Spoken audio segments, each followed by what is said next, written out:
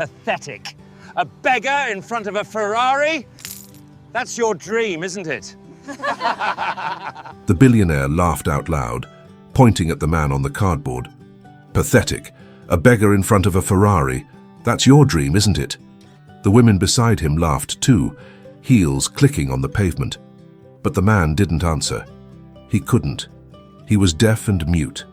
From the distance, a police officer narrowed his eyes, fists tightening. This wasn't just arrogance, it was cruelty. But what happened next would leave everyone in shock. Before we begin this emotional story, tell us in the comments from which city you are watching. And don't forget to leave your like to keep following us.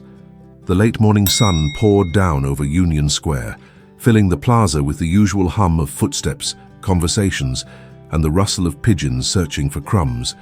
But the sound that rose above it all was laughter, sharp, arrogant laughter that drew the eyes of strangers like an alarm. Standing near the steps of the fountain, Lucas Grant, a billionaire CEO known as much for his scandals as his wealth, pointed at the man hunched on the ground. The beggar sat on a scrap of cardboard, a dented tin box at his side, with only a handful of coins rattling inside. His hands rested on his knees, trembling slightly, eyes darting in confusion as Lucas's voice boomed. "Ladies, take a good look," Lucas shouted, glancing back at the two women in black evening dresses who flanked him like trophies. "This is what happens when you waste your life, begging in a public park, while men like me build empires. Isn't that right, old man?" The beggar's lips moved, forming shapes with no sound, his head tilting as if trying to capture words carried by the wind. But the truth was brutal. He was deaf and mute. The laughter and insults crashed against him like invisible waves he could not stop. His confusion, the slight shake of his head, only fueled Lucas's cruelty. "Can't even answer me," Lucas barked, crouching slightly so his shadow stretched across the beggar's body. "Of course you can't. You've got nothing to say, nothing worth hearing." The women chuckled, one of them covering her mouth with manicured fingers, the other tossing her hair as if this display was nothing more than entertainment on a bright day. People around the square began to slow their steps, whispers rising, eyes narrowing in disapproval. Yet no one dared step forward. At the edge of the crowd, Officer Daniel Hayes stood with his arms crossed. His uniform caught the sun, but his expression remained stone. Inside, though, every muscle tightened. He watched the beggar's desperate gestures, hands lifting slightly in confusion, a small shake of the head, and the cruel sneer of the billionaire towering above him. Hayes's jaw clenched. He had seen plenty of arrogance in his years on the force, but this, mocking a defenseless man who couldn't even hear the insults, was a new low. Lucas, emboldened by the attention, leaned closer, his voice dropping but still loud enough to sting. "Do you want money, huh? Tell me, how much is your dignity worth? $1? $2? He dug into his pocket, pulled out a crisp bill and waved it like bait before tossing it toward the tin box. It fluttered in the air and landed short, crumpled on the concrete. The beggar bent slowly, his movements heavy with shame, reaching for it. But before his fingers touched the note, Lucas's polished shoe stepped on it. The women gasped playfully, one of them giggling. Lucas smirked, grinding his heels slightly, as though crushing the man's last shred of dignity. "See," he said, looking around to the bystanders, "even pride has a price when you're desperate enough." Something snapped in Officer Hayes. His arms unfolded, his boots striking the pavement as he stepped forward. The crowd parted at the sight of the badge on his chest, whispers growing louder. Lucas was too caught up in his mockery to notice until a shadow fell across him. "Enough," Hayes's voice cut through the air like steel. Lucas straightened, annoyance flashing in his eyes. "Excuse me? Do you know who you're talking to?" Hayes didn't flinch. His gaze dropped to the beggar, then back to Lucas. "I know exactly who I'm talking to, and if you don't step away right now, you'll be spending your evening at the station. Harassment, public disturbance, humiliation of a disabled man? Take your pick." For the first time, Lucas's smile faltered. The women exchanged uneasy looks, their laughter dying into silence. Around them, the crowd leaned in, sensing a shift in the air. The billionaire's empire of arrogance was cracking, and it started with a single command from a man in uniform. But Lucas wasn't one to back down easily. His lips curled, and he took a step closer to Hayes, lowering his voice. "You don't scare me, officer. I own half this city." Hayes's eyes narrowed, his hand brushing the cuffs at his belt. "Not today, you don't." The plaza went quiet, every breath waiting, the beggar frozen between them, his eyes wide, as if sensing the storm about to break. For a moment, silence spread through the plaza like a sudden shadow. The only sound was the faint flutter of pigeons' wings and the steady hum of traffic beyond the square. Lucas's jaw worked as if chewing on his pride, but the fire in his eyes told the crowd he wasn't finished. "Do you have any idea who you're threatening?" Lucas hissed, his finger now jabbing toward Hayes. "You think a small-town badge gives you power over me? I could buy this entire precinct if I wanted." Hayes didn't blink. He kept his voice calm, but every word was sharpened steel. "Out here in this square, that badge means law. And right now, the law is telling you to back away from this man." Lucas turned slightly, as though looking for approval from the women beside him, but their confidence had already begun to crumble. One shifted uneasily on her heels, the other stared down at the ground, her smile gone. The crowd's murmurs grew louder, weaving into a current of disapproval that pressed against him from all sides. The beggar remained still, his gaze lost, his hands trembling in his lap. He couldn't hear the words traded above him, but he felt the tension in the air, saw the sharp gestures, the rigid postures. His lips moved, forming fragments of soundless words, as though trying to ask what was happening, why this storm of attention had gathered around him. Lucas let out a sharp laugh, though it no longer rang with confidence. "This is absurd. You're siding with a beggar? A man who doesn't even speak? Do you know who I am?" Hayes's hand lowered to his cuffs, the click of the case snapping open echoing louder than Lucas's words. "One more insult," he said, his voice low but carrying across the square, "and I'll show you exactly who you are. A man in the back of my squad car." A ripple of gasps moved through the onlookers. Phones lifted into the air, screens capturing the confrontation, freezing Lucas's arrogance in digital permanence. He glanced around, realizing too late that the stage he'd chosen for his mockery had turned into a courtroom of strangers, their silent judgment burning hotter than the midday sun. Hayes stepped closer, his frame casting a protective shield over the beggar. "Pick up your pride and walk away," he ordered. Lucas's lips parted, words trembling on the edge, but something in Hayes's steady eyes stopped him. For the first time in years, perhaps decades, Lucas felt cornered by something he couldn't buy. Respect. It pressed against him, invisible, yet undeniable, carried in the silence of the crowd and the unwavering presence of the officer. Finally, he let out a forced chuckle, raising his hands in mock surrender. "Fine. Have it your way. Enjoy your little victory." He turned sharply on his heel, the women trailing behind him with uneasy glances. As he walked toward the Ferrari parked near the curb, his steps were heavy, his posture rigid. The crowd slowly began to disperse, but Hayes remained by the beggar's side. He crouched slightly, his voice softening. "You're safe now," he said, though he wasn't sure if the man could read his lips. The beggar looked at him, eyes glassy, then lowered his gaze to the cardboard beneath him. With a trembling hand, he pulled the crumpled dollar bill Lucas had left behind and placed it carefully in the tin box, as if even cruelty could be turned into something of worth. Hayes stood, his chest tightening. Something about the man's quiet dignity unsettled him more than Lucas's arrogance ever could. He gave a final look in the direction of the Ferrari, its engine growling to life, then turned back to his duty, his boots striking firmly against the pavement.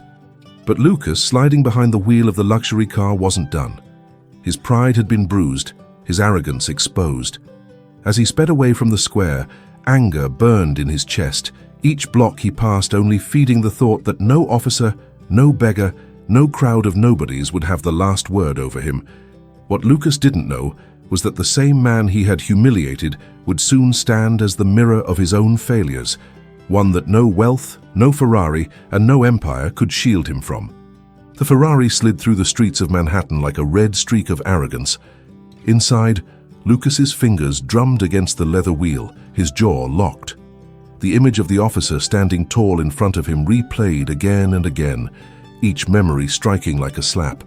He pressed harder on the gas as if speed alone could shake the humiliation off his shoulders. Minutes later, the luxury car rolled to a stop in front of a brick building on the quieter side of the city. It wasn't the polished glass of a private clinic, nor the serene grounds of a high-end retirement home. It was a modest elder care facility, clean, but far from the luxury Lucas could easily afford. The kind of place where time wore heavy on the walls and the scent of bleach lingered no matter how many flowers decorated the front desk. Lucas stepped out, sliding his sunglasses back over his eyes as though shielding himself from more than just sunlight. His shoes clicked against the tile floor as he walked inside, ignoring the polite nod of the receptionist. He didn't slow until he reached room 204. The door creaked open, revealing a dim room with a single bed by the window. There, sitting propped against the pillows, was an elderly woman with silver hair and fragile hands folded in her lap. Her eyes lit up when she saw him, soft and hopeful, though her smile trembled with effort. "Lucas," she whispered, her voice weak but warm. "You came." He forced a smile, leaning down to kiss her cheek. "Of course, Mother. I had some free time today." Her eyes searched his face as if looking for the boy she once raised, not the man who now hid behind expensive suits and shallow smiles. "It means so much," she said, her voice cracking slightly. "These visits, they're all I look forward to." Lucas adjusted the cuff of his sleeve, shifting uncomfortably. He glanced around the room, taking in the peeling wallpaper and the faint hum of the heater. Guilt flickered for a brief moment, quickly smothered by pride. He could have placed her in the best clinic in the city, but he hadn't. As he sat beside her, she reached for his hand with trembling fingers. "You work too much," she said softly. "Money can't hold you at night. It can't warm you." Lucas chuckled lightly, brushing her words aside. "I manage, Mother. Don't worry about me." Before she could reply, there was a knock at the door. Lucas turned, irritation already rising, but froze when the figure stepped inside. A man in worn, tattered clothes, carrying a small paper bag with careful hands. His face was familiar, too familiar. It was him, the beggar from the square. Lucas's breath caught, his pride lurching like a stone in his chest. The same man he had mocked hours ago now stood in his mother's doorway. The women's laughter, his own cruel words, the dollar crushed under his shoe, all of it came crashing back. The beggar's eyes softened when he saw the elderly woman. His lips curved in a quiet smile, and he set the bag gently on the nightstand. Inside were small gifts, fruit, a box of chocolates, and a knitted scarf folded with care. He lifted his hands, moving them with slow, practiced gestures. His silence filled the room like a language of its own. Lucas's mother's eyes glistened. She nodded, reaching to squeeze the beggar's hand. "Thank you," she whispered. "You never forget me." Lucas sat frozen, confusion and shame knotting in his chest. His gaze darted between his mother and the man he had humiliated, his voice finally breaking through the tension. You know him." Her frail smile deepened, her voice tender. "Of course. He comes every week. He has so little, yet he always brings something for me. More than you ever do, Lucas." The words struck harder than Hayes's threat, harder than the eyes of the crowd. Lucas felt his chest tighten, his throat dry. The beggar, the deaf and mute man he had mocked, was the one showing kindness to the very woman Lucas had neglected. The room grew heavy with silence. The beggar's eyes met his, not with anger, but with something far worse. Quiet dignity. Lucas's hand trembled against his mother's bed rail. For the first time in years, he had no words. Lucas's throat burned with words he couldn't shape. He stood there, trapped between disbelief and humiliation, as if the walls of that modest room had closed in on him. The image of the beggar crouched on cardboard, mocked in front of strangers, collided violently with the sight of him now, standing in his mother's room like family. The old woman leaned forward, her frail fingers brushing against the beggar's sleeve. "He's my friend," she said softly, her eyes brimming with quiet gratitude. "When the world forgets, he remembers. When my son can't come, he comes." Her words sliced through Lucas like glass. He had thought his occasional visits were enough, a token gesture to appease his conscience. But this mute man, this shadow he had trampled with scorn, had filled the emptiness he left behind. The beggar reached into the paper bag and carefully drew out a folded piece of paper. He placed it gently on the bed, his fingers trembling. His mother unfolded it, smoothing the creases with tender care. On the page, written in uneven letters, were the words, "For you, always." Tears blurred her eyes. She pressed the note to her chest, whispering, "You give me more than anyone else." Then she looked at her son, her voice trembling with both love and accusation. "Lucas, do you see? He has nothing, and still he gives. You have everything, and what do you give?" Lucas's jaw clenched. His polished shoes shifted against the linoleum floor. For the first time in years, shame rooted him to the spot. He wanted to lash out, to defend himself, but every excuse died on his lips. The beggar's silence screamed louder than any argument. The mute man watched him carefully. His eyes held no malice, no demand for revenge, only a kind of sadness that burned deeper than hate. Then, slowly, he lifted his hand and touched his ear, shaking his head gently. It was the same gesture from the square, the same misunderstood sign of confusion, now stripped of ridicule. In this room, it was no longer pathetic. It was human. Lucas's chest tightened. He remembered the laughter, the crowd, the officer's voice cutting through his arrogance. And here was the truth. The man he had mocked was not pitiful. He was stronger than Lucas, stronger than all his wealth, because he carried compassion where Lucas carried only pride. His mother reached for his hand, her grip weak but insistent. "Son, money builds walls, but kindness builds bridges. Which one do you think will hold when you're alone?" The question lodged like a stone in his chest. He couldn't look at her, couldn't look at the beggar, couldn't even look at himself reflected faintly in the window's glass. For a man who owned half the city, Lucas had never felt so small. The beggar took a step back, nodding respectfully toward the elderly woman before placing the scarf gently across her lap. His silence filled the room like a benediction. Then he turned toward the door, ready to leave. But Lucas's voice broke, raw and uncertain. "Wait." The word hung in the air, heavy, almost foreign on his tongue. The beggar paused, his back still turned, his shoulders rising and falling with a silent breath. Lucas swallowed hard, his mother's frail hand still clinging to his. "Why?" he whispered, though his voice cracked under the weight of the question. "Why do you do this? For her?" The beggar slowly turned, his eyes steady. He didn't speak. Instead, he lifted his hand to his heart, then pointed to Lucas's mother. The gesture was simple, but it landed like thunder. Love. That was the answer. Lucas felt his chest cave in, shame and awe colliding inside him until he could hardly breathe. His mother squeezed his hand once more, her eyes wet, her smile soft and knowing. The silence in the room was deafening, yet it spoke more than words ever could. And for the first time, Lucas found himself afraid of what it was trying to tell him. The scarf lay across his mother's lap, a fragile thread of kindness woven by hands that had nothing yet gave everything. Lucas's eyes clung to it, as though the fabric itself mocked him. For years he had believed power came from the weight of his wallet, from the sharpness of his suits and the roar of his engines. But here, in this modest room, the truth pressed down on him like a verdict. He was empty. His mother dozed off, her breath shallow but peaceful. Her thin fingers curled gently over the scarf. Lucas sat rigid at her bedside, his mind spiraling. The beggar's simple gesture replayed again and again, hand to heart, hand to her. Love. That was the currency he had never learned to spend. The creak of the door startled him. Lucas turned sharply, his defenses rising, only to freeze when he saw the figure in the doorway. It was Officer Hayes, the same man who had stood against him in the plaza, whose voice had cut through his arrogance like steel. Hayes's eyes scanned the room, resting on the sleeping woman, then shifting to Lucas. His expression softened slightly, but his stance was still firm.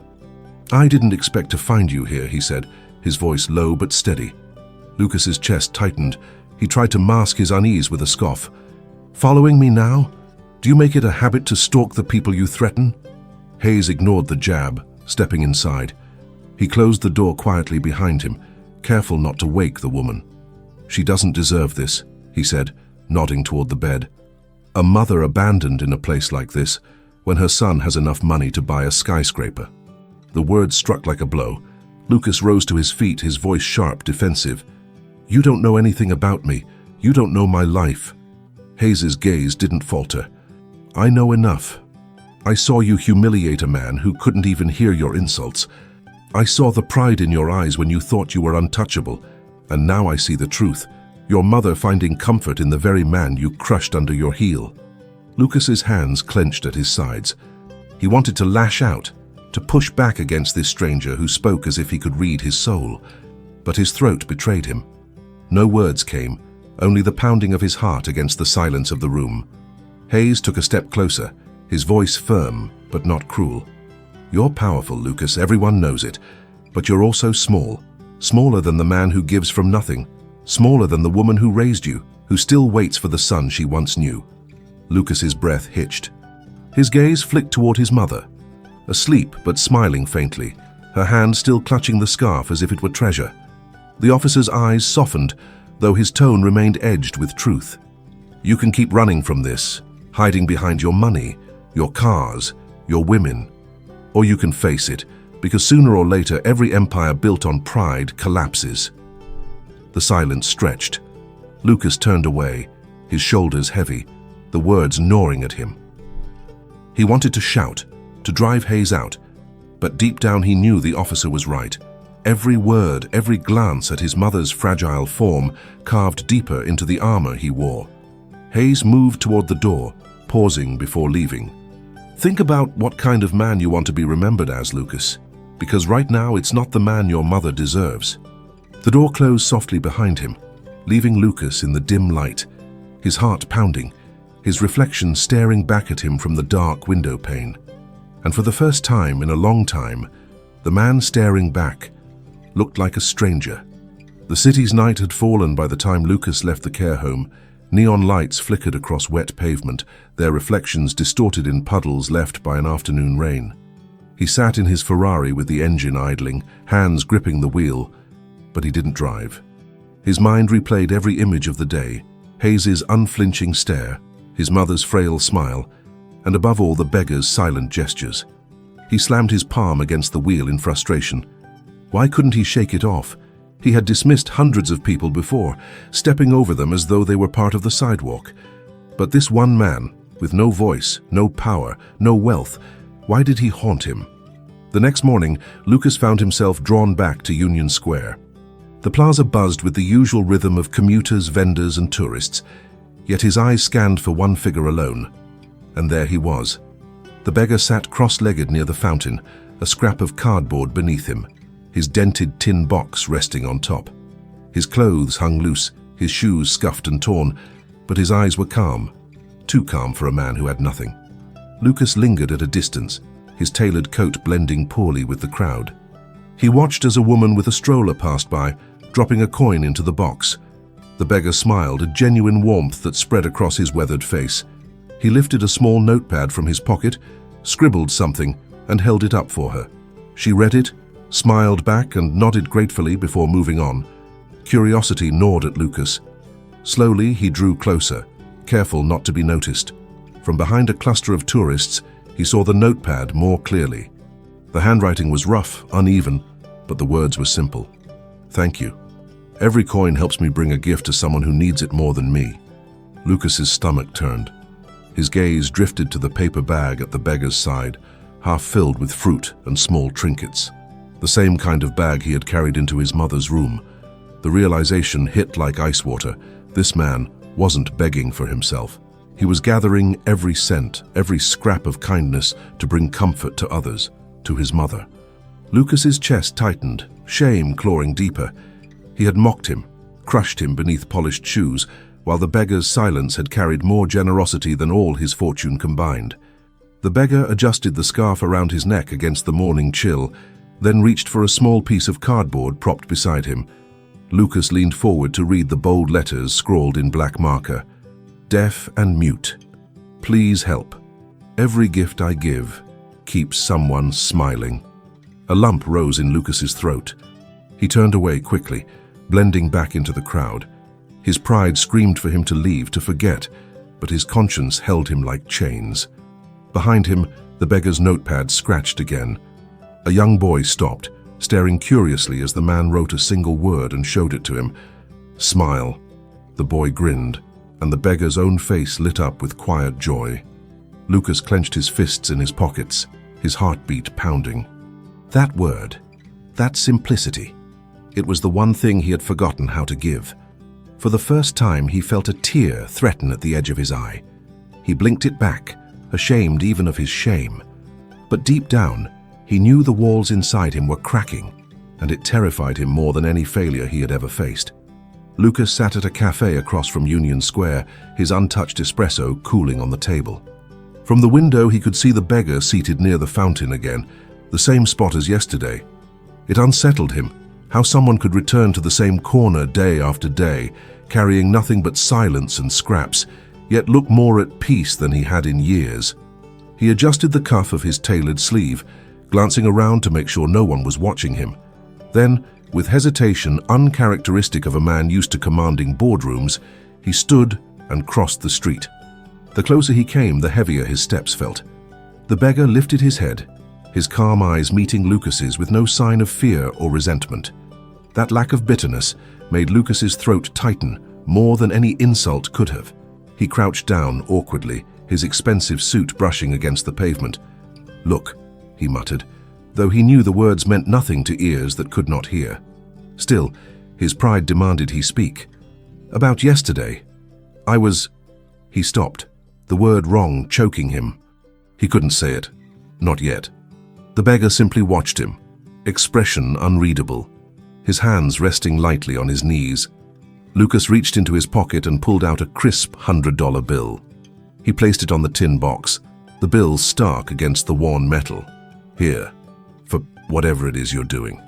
The beggar looked at the bill for a long moment, then back at Lucas. Slowly, he shook his head. He picked up the notepad and scribbled a few words before holding it up. Not money. Respect. The word pierced deeper than Lucas expected. His hand hovered in the air, then dropped uselessly to his side.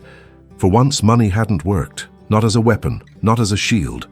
Lucas swallowed hard, rising to his feet, his face burning as strangers passed by.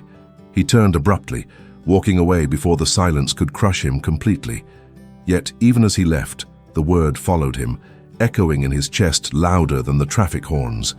Respect. That night, Lucas returned to his penthouse overlooking the city. The view stretched endlessly, glass towers glittering under the stars, yet it felt hollow.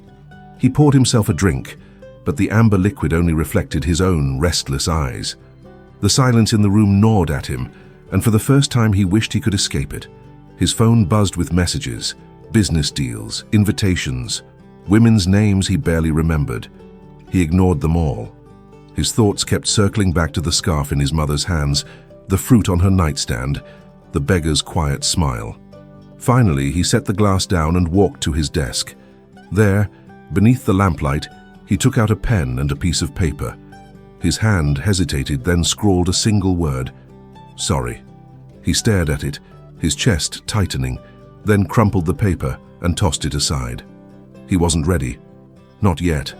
But something inside him had shifted. For the first time in his life, Lucas Grant, billionaire CEO, wondered what it meant to be small, and whether being small was where humanity truly began. The next day, Lucas returned to the care home. He told himself it was just another visit, but deep down he knew it was more than duty. It was the weight of shame pulling him back. As he walked down the quiet hallway, the scent of antiseptic mixed with wilted flowers filled his senses. Room 204 waited like a mirror he wasn't ready to face. Inside, his mother sat upright, a blanket draped across her knees. The scarf the beggar had given her was still looped around her shoulders. She looked fragile, yet her eyes were sharper than he remembered, like she had been waiting for this moment. "Lucas," she said, her voice weak but clear. "I didn't think you'd come so soon." He forced a smile, pulling a chair closer. "Of course, Mother. I had time." Her hand reached for his, her grip frail, yet unyielding.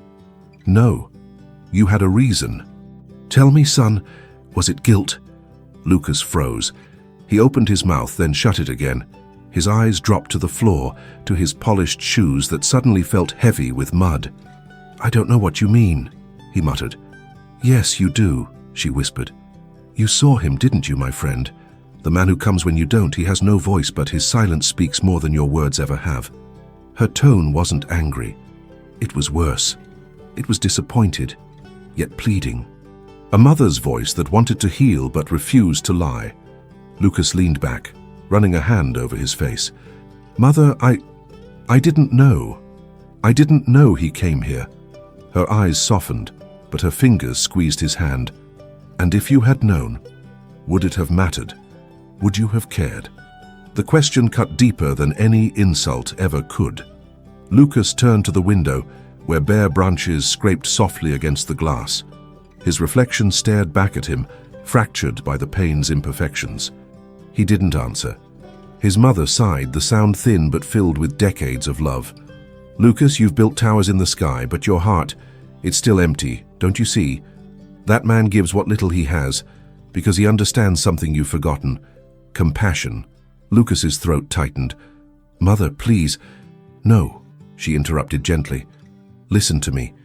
One day all this, your money, your empire, your cars, will fade. What will remain is what you've given to others. Do you want to be remembered as the man who mocked kindness, or the one who finally learned from it?" He swallowed hard, his vision blurring. For years he had dismissed lectures, silenced doubts with wealth, drowned conscience in power. But here, in this room, with his frail mother gripping his hand and a scarf of charity across her shoulders, he couldn't run. Tears pricked his eyes. He turned away quickly, ashamed, but his mother saw. She smiled faintly, her thumb brushing the back of his hand. "It's not too late, Lucas. Don't let pride steal what love is still willing to give." The room fell quiet, broken only by the faint hum of the heater. Lucas's heart pounded as if something inside him had cracked open, something he had buried under layers of arrogance. "At last," he whispered, his voice trembling like a child's. "I don't know if I can change." Her eyes glistened, and she pressed his hand to her chest. "Then let someone show you how. Even if he can't speak, he's already teaching you more than you realize." The silence that followed wasn't empty. It was heavy, alive, a silence that carried truth. And in that silence, Lucas felt the first fragile spark of transformation. The cold wind of late afternoon swept through the city streets, carrying with it the rustle of leaves and the sharp clang of distant construction. Lucas walked without direction, his coat pulled tight, his thoughts heavier than the sky above. His mother's words had sunk into him like anchors, pulling him into a depth he had long avoided. Don't let pride steal what love is still willing to give. As if drawn by an invisible thread, he found himself once more in Union Square. The plaza pulsed with life. Street performers drumming on overturned buckets, vendors calling out prices, children chasing pigeons. And there, in the same familiar place near the fountain, sat the man who had become the measure of his shame. The beggar, silent, patient, waiting. Lucas's chest tightened. For a moment, his instinct was to turn away, to escape before those steady eyes found him again. But he stopped. His hand shook as he reached into his pocket, not for money, but for something far heavier, a folded piece of paper. He approached slowly, his polished shoes echoing against the stone. The beggar lifted his head, meeting his gaze without surprise. No anger, no fear, just that quiet dignity that had unsettled Lucas from the start. Lucas crouched down, the same way he had before, but this time there was no arrogance in his posture. His eyes lowered, his shoulders slumped. He placed the folded paper gently atop the tin box. The beggar looked at it, then at him, curiosity flickering in his eyes. With careful fingers, he unfolded the note. Written in bold, uneven letters was a single word: sorry. For a long moment, the world around them blurred. The noise of the plaza faded. The footsteps of strangers passing by became distant. All that remained was the silence between them, broken only by the weight of that word. The beggar studied Lucas, his eyes searching for truth behind the apology. Slowly, his lips curved into the faintest of smiles. He lifted his notepad, scribbled quickly, and held it up. The word was simple: accepted. Lucas's chest shuddered, a breath escaping him like something long held finally released. His vision blurred as he fought to steady himself. He nodded, unable to speak, his throat tight with emotion. The beggar reached into the paper bag at his side and pulled out a small bruised apple. He extended it toward Lucas with a quiet insistence. Lucas stared at it, his pride resisting. But then he took it. The fruit felt heavier than gold in his hand. A boy nearby tugged at his mother's sleeve, pointing. "Mom, look, the rich man's eating with the beggar." Lucas glanced up, startled, but the words didn't sting. For the first time, they felt right. He took a bite of the apple, its sweetness grounding him, pulling him closer to something real, something human. The beggar watched him, then tapped his chest lightly before pointing at Lucas. A gesture of connection, of shared ground. Lucas nodded again, tears stinging his eyes, his mouth twisting into something unfamiliar, something almost like a genuine smile. The crowd moved on, indifferent. But for Lucas, the moment was seismic. This was no business deal, no conquest, no empire. It was something he had never bought, never built, never truly understood until now. Respect. Days later, the city carried on as if nothing had happened. Skyscrapers gleamed, taxis honked, and people hurried past each other with eyes fixed on their own lives. But for Lucas, everything had changed. He stood again at the door of room 204, not with guilt this time, but with resolve.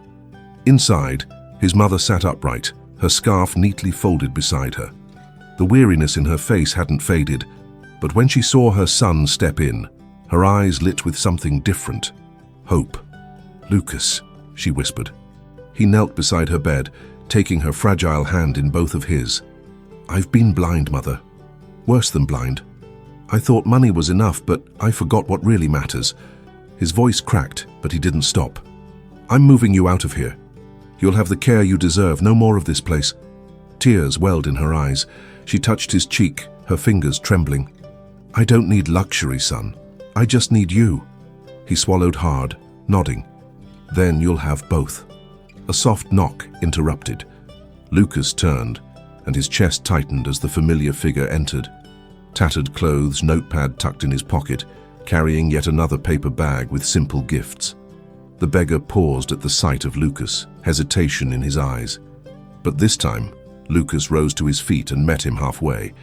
Without words, he reached out, placing a steady hand on the beggar's shoulder. His voice was low, earnest. "Thank you. For her. For showing me what I couldn't see." The beggar blinked, then pulled out his notepad. His hand moved quickly and he held up the page. One word, uneven but powerful. "Family." Lucas's throat tightened. He nodded, his grip firm on the man's shoulder. "Yes," he whispered. "Family." For the first time, the three of them sat together. No walls of pride, no masks of wealth, no silence heavy with judgment.